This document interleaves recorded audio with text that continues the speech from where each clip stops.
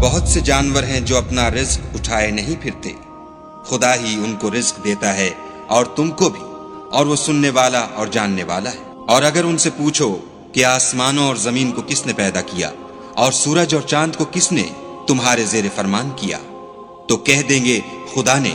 تو پھر یہ کہاں الٹے جا رہے ہیں؟ خدا ہی اپنے بندوں میں سے جس کے لیے چاہتا ہے روزی فراخ کر دیتا ہے، اور جس کے لیے چاہتا ہے تنگ کر دیتا ہے۔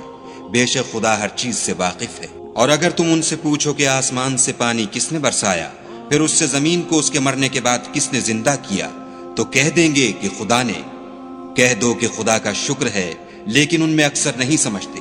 اور یہ دنیا کی زندگی تو صرف کھیل اور تماشا ہے، اور ہمیشہ کی زندگی کا مقام تو آخرت کا گھر ہے۔ کاش یہ لوگ سمجھتے۔ پھر جب یہ کشتی میں سوار ہوتے ہیں تو خدا کو پکارتے اور خالص اسی کی عبادت کرتے ہیں، لیکن جب وہ ان کو نجات دے کر خشکی پر پہنچا دیتا ہے تو جھٹ شرک کرنے لگ جاتے ہیں، تاکہ جو ہم نے ان کو بخشا ہے اس کی ناشکری کریں اور فائدہ اٹھائیں۔ سو خیر عنقریب ان کو معلوم ہو جائے گا۔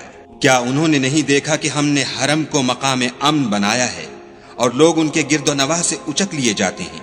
کیا یہ لوگ باطل پر اعتقاد رکھتے ہیں اور خدا کی نعمتوں کی ناشکری کرتے ہیں؟ اور اس سے ظالم کون جو خدا پر جھوٹ بہتان باندھے یا جب حق بات اس کے پاس آئے تو اس کی تکذیب کرے؟ کیا کافروں کا ٹھکانہ جہنم میں نہیں ہے؟ اور جن لوگوں نے ہمارے لیے کوشش کی ہم ان کو ضرور اپنے رستے دکھا دیں گے، اور خدا تو نیکوکاروں کے ساتھ ہے۔